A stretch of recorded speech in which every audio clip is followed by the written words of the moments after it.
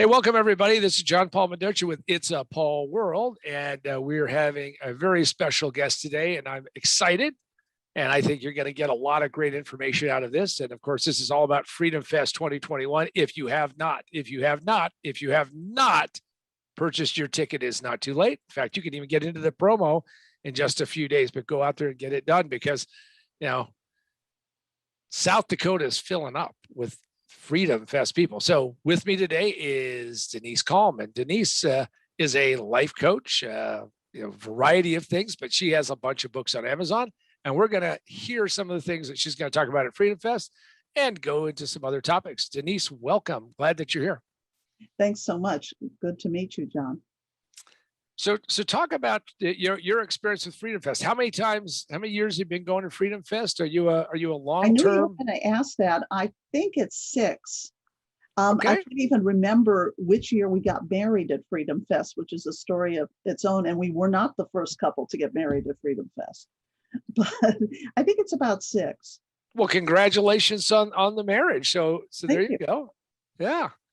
And I assume it's still going, right? Well, we had been together for 30 years before we got married. So it wasn't, it was more of a, okay, let's do it kind of thing rather than something more hesitant and, well, we don't know each other that well, like so many. Well, and you were in Vegas, so it's easy to get married in Vegas. So. Yeah, actually, we did it at the Justice of the Peace. We didn't do the Taco Bell wedding ceremony, although that's available. I was surprised to see. But they do it very nicely there. And we had a special celebratory dinner. And it just felt good to be giving up our freedom at Freedom Fest in a virtual sense. So what are the topics you're going to be talking about at Freedom Fest? This is my first year speaking, so I'm very excited. What I did was the last book I wrote, Retirement Savvy, Designing Your Next Great Adventure, seemed to fit somewhat into the financial side of the conference. Although I blog now and do a lot of freedom leading material in my blog, I'm not known. I don't have a reputation, but I am known as a coach. So I said, could I possibly do something here and maybe sell my books at the bookstore? And so I was thinking maybe on a panel with people talking about how to retire financially. And then I could say, and now that you've got the finance done, what are you going to do with it? Because this is the biggest mistake people make. I've done some retirement coaching, and a lot of people I've met, they've been retired for a couple of years and they haven't done anything. And I tried to tell them, if you do nothing, you're going to hit 85, your body's going to give out, and all the things that you thought you might do won't even be possible. We've got a lot of years ahead of us, but they're not all the same quality years, and you don't know when that'll get taken away. So if you don't put a plan together like you planned your career out, you run the risk of huge amounts of regrets. I mean, you've earned the money, you've saved it, make some plans, do something. And I Want to Travel is not a plan. It's not? No, that's one activity, unless you plan to be on the road 365 days of the year. So the book is all about how to start thinking about what you want after years of doing what you had to do, what you needed to do, what was demanded of you. What do you want? And how do you orchestrate that to make it come true for you in your life? So you're going to be talking about how to have a life after retirement and actually do something with those years that you have. Exactly. And to have less regrets. I'm so busy every day, and I talk to other people and they're almost hesitant to talk because I can't tell you what I did today. I didn't do anything. And that's fine. I mean, I'm not saying anything's wrong with that, particularly if you were doing the 12-hour days for many years. Vegging out has its purpose. It should be in your plan.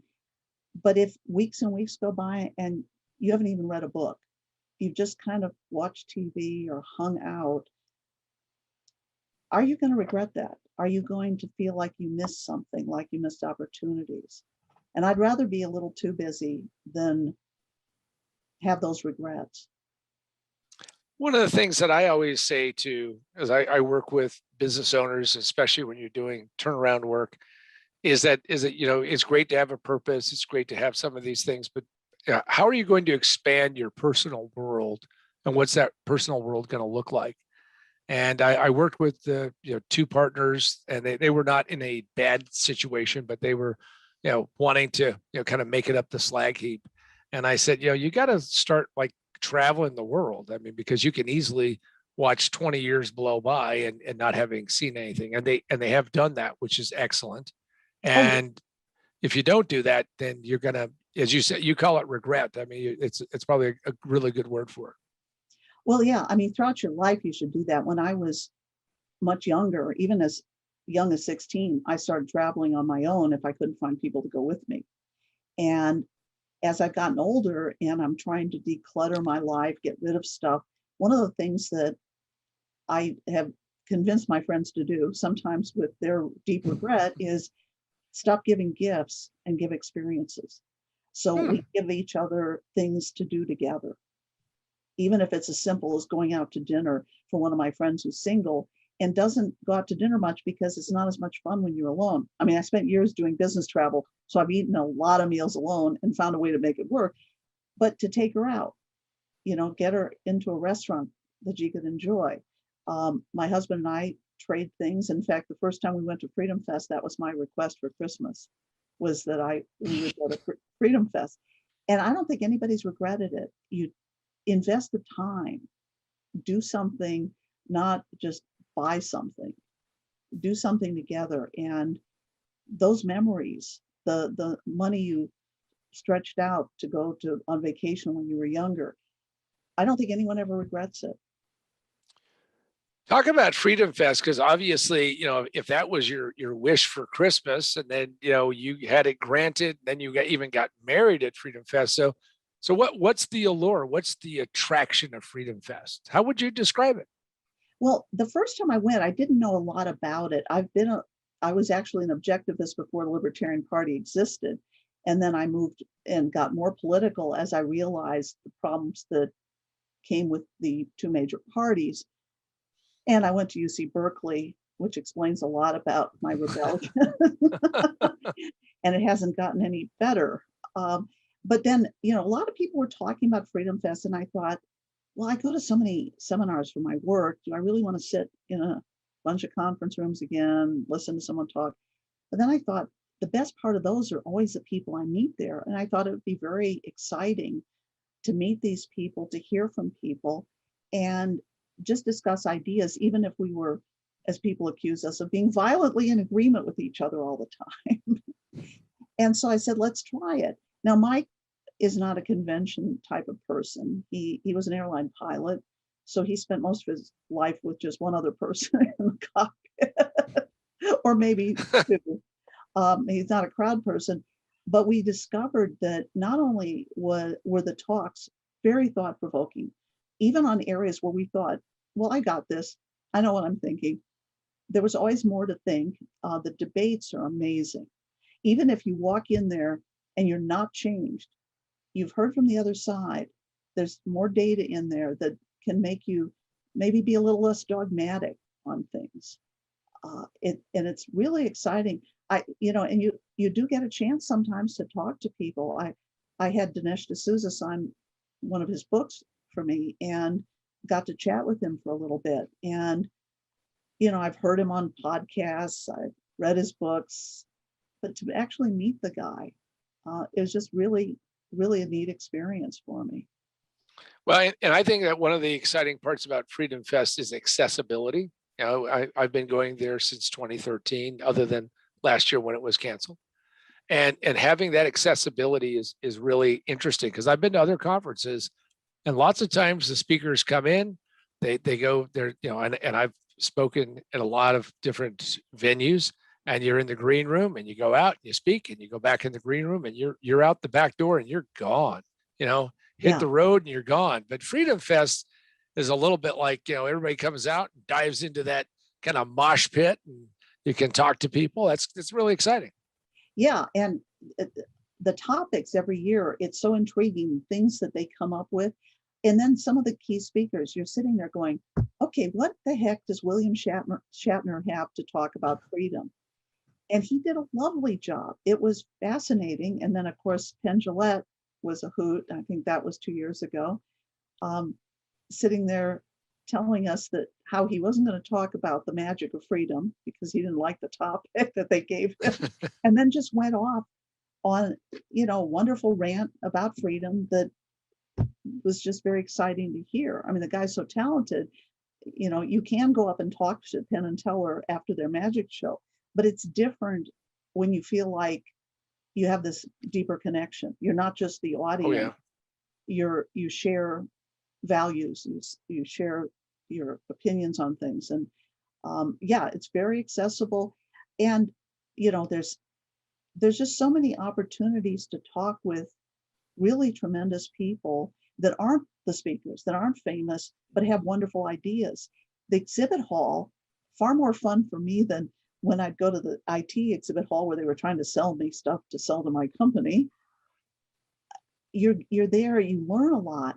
I'm one of those, I had a corporation for a number of years, and I was one of those that got screwed over by Obamacare, where none of my doctors took it, and I had to get an outside policy. And the bronze policy, by the time I figured out a way out of it, was $1,200 a month for one person, $6,800 deductible. So basically, I was just giving them money. I never ran up that kind of bill. And at FreedomFest, I discovered the Christian ministry plans, which I had really never thought about, but it turns out they're great catastrophic plans that were, due to an odd exception, legal and affordable. Right. So I could carry myself along with protection from the disasters. I paid for the regular stuff, but it worked out great. I would not have known about it without Freedom Fest. I got a great massager for sore, aching muscles there for a great deal, and it's totally portable. The one I had before was huge. This thing is like 2 credit cards thick. I take it everywhere. Overwalk somewhere in Germany, slap that on at night, I'm good to go the next day. Because you never know what you're going to get, what kind of experiences you're going to have, and what ideas you're going to come home with that are new and fresh and exciting. And I don't think we ever intended to go again. When we first went, it was sort of like a one-time thing. Okay, for your Christmas present, I'll give you Freedom Fest. And aside from last year, which we all missed, we've been going every year and enjoying it. I think the one thing that's going to be challenging and a little tough is that the theater, the Elks Theater, isn't that close to the convention center. Right. So getting over to the movies may be a little bit more challenging because we love to mix it up like that. There's some amazing films, and this year looks particularly good.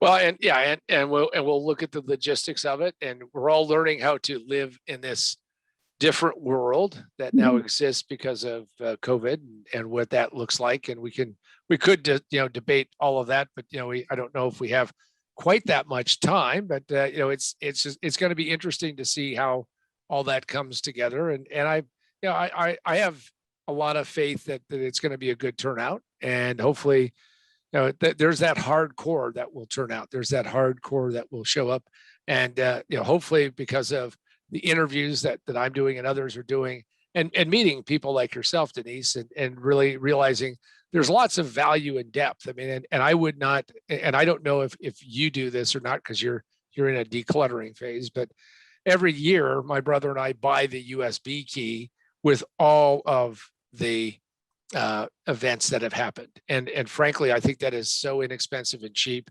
And I've gone back and I've listened to some of those over the years, and it's just an amazing treasure trove to be able to get that. And I know people.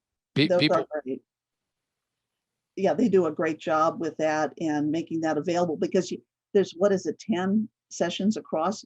Even if you were really diligent and went to every single slot, you're missing a ton of stuff. So I think that's a really smart idea. And I just think that the whole thing is just so exciting. There's a certain energy that you don't feel at a lot of things, and a certain safeness. But I would tell you about the COVID thing. If you have some interest, I have a master's in biochemical genetics. So I approach things back last year quite differently than most people, and that's covered in my blog on Substack, denisekalm.substack.com, where I talk a lot about what's really going on and how I knew that it was a lab leak last year, and why to ignore the masks and the social distancing and all that, because it doesn't work. The masks, they've tested them, they're full of bacteria and viruses. It's and pollen and everything else. These were all knee-jerk political responses, not scientific ones, and that's sad. Hopefully we'll hear something about COVID in these presentations. I haven't totally filled out my schedule yet. Well, I have a theory. I mean, you're the scientist on this call, but my theory is that we will figure out what we did right and what we did wrong. Always do more wrong than right. And all anybody who's listening has to do is wait until 2043, and all the data will be out there, and it will be chunked and chopped up. There will be lots of misrepresentation, but you will learn a lot about it. But you'll have to wait till 2043. In the meantime, what you need to do is you need to just make sure that you take care of yourself and not, again, I met people who are vaxxers and anti-vaxxers and this and that, but the reality of it is that you're right. Most of what people come up with is designed to make it look good more so than it actually has efficacy. And therefore it makes politicians happy. It makes people feel better, and whether it's true or not. And yes, I mean, I have a tendency to agree with you on that, but I've been around high tech a lot. I've been in lots of classified spaces where you had to do things. And I just realized that the book Catch-22 is just a training manual. It's not a satirical novel. It's not a black comedy. It is a training manual for bureaucracies. And as long as you get your head wrapped around that, you're okay. So if you have any doubt, if you can wrap your head around it. Oh yeah. Oh no. It's complicated. I mean, Heller took 10 years to write it. It'll take us years to decipher it. But the point, the reason why I say that is just, it's the absurdity of the bureaucracy, which is what we're dealing with. And I just love hearing people throw out the word science as if science was some kind of big giant sword that could sort everything out, considering that we don't even know why a lot of things don't work, but they kind of do. So, well, quantum mechanics, I never took acid as a college student. I was tempted, but I never trusted the people selling it. But quantum mechanics is as close as you can get to one of those trips without any damage to yourself, except a profound sense of confusion and awe. But let me give you one tip for everybody on the call, vaxxer or anti-vaxxer. The one thing, and this report came out in probably March or April of last year, you will not die. You will not get desperately ill if you take enough vitamin D3. And it explains to some extent why older and darker skinned people were more grossly affected, because if you have dark skin, you don't absorb the D3 from the sun as well. And when you get older, you don't absorb it as well. Wow. So take it. So my husband and I take 5,000 units a day. And the line is dramatic. It goes like this. People with low levels of D3 dying this rate, you get down to a certain level and there's no deaths. You do not get that sick. It's an absolute preventative, and it's probably in some ways more effective than any other option. Of course, having had it also protects you. I think I had it last January, but of course there was no test or knowledge of the disease. I just had this very bizarre thing, but I wasn't that sick. I just kept coughing for like over a month. Right. And nothing touched it. But other than that, because I'm in good shape, I work out. We never sheltered in place, despite our overarching government in California. We ignored it. Oh yeah, no, I got it. No, it's just like I said, it's going to be interesting to watch how that takes place. And of course, the best part about getting a vaccine, as I tell people, is that that little card that you get, which looks about as phony as you can get, but when you get that little card, you get you can get a free Krispy Kreme donut.